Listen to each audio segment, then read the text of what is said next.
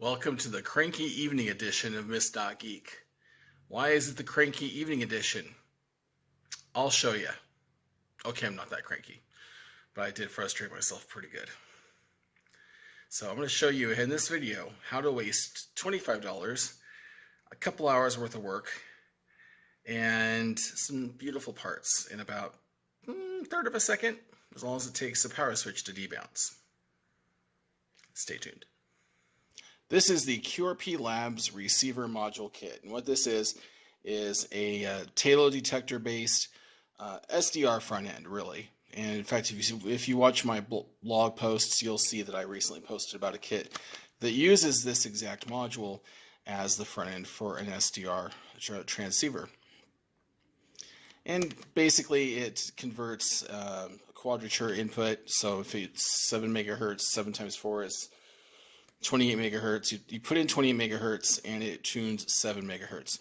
And it's got some nice chips on it that do that. And then basically it uses fancy math and phasing and stuff to spit out single sideband. And that is because of another piece of kit, which is called this polyphase module. And this is the thing that actually does the phasing cancellation of the sideband you don't want. Pretty neat stuff. So this is what the receiver module kit looks like in the bag. And there's actually not a lot of components. It's mostly a few semiconductors. There's one SMD component that's actually pretty easy to put on, and a bunch of passives. And the board's pretty small. $25. A great kit, by the way. Great documentation. Check out my site for a link to it.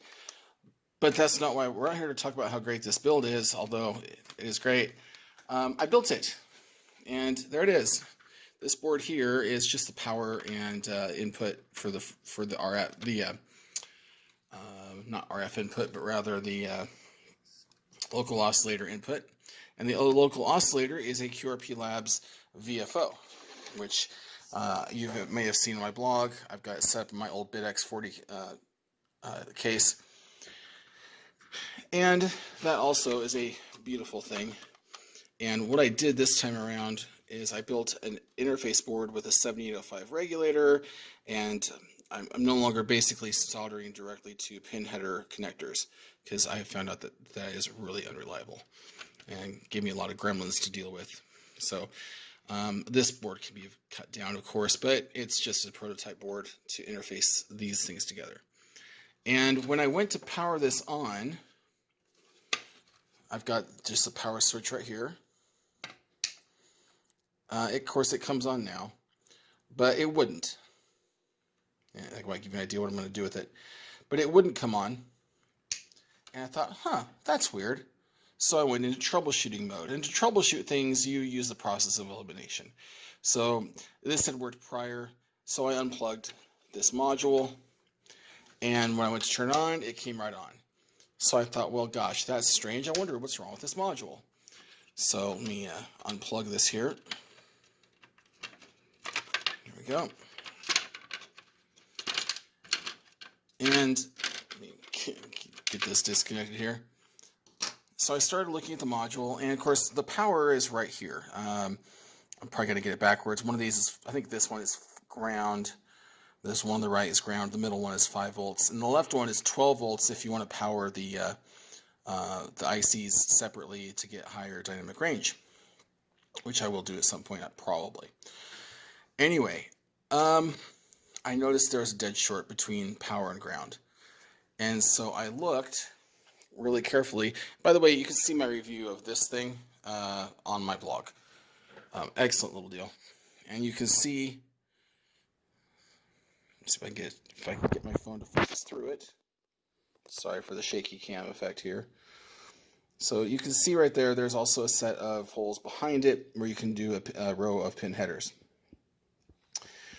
The problem was this.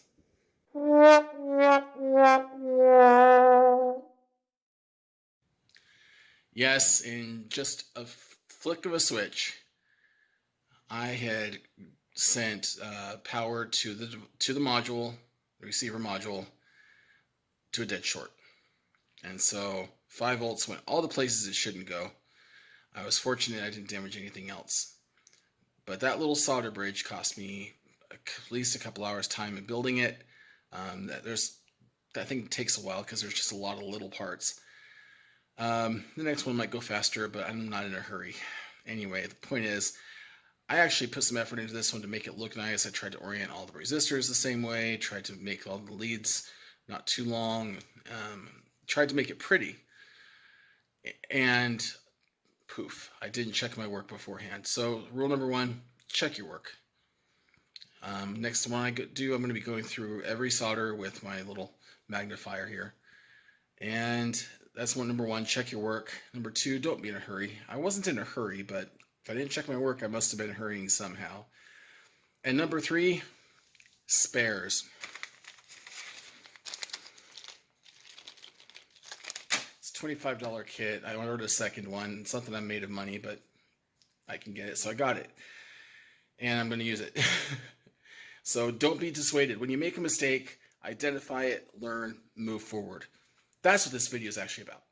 Making mistakes is human. We all make them. When you involve a soldering iron or a computer or a radio, mistakes tend to get multiplied. However, mistakes happen. Oh well. I made some mistakes here. I'm probably going to pull the couple parts off of it and just here, get my camera going here. I'm going to pull a couple parts off of it and build another one. And I'm not going to make that mistake again. Now, if you're wondering why I'm extra chagrined at this is my third receiver that has failed. My second receiver that has failed.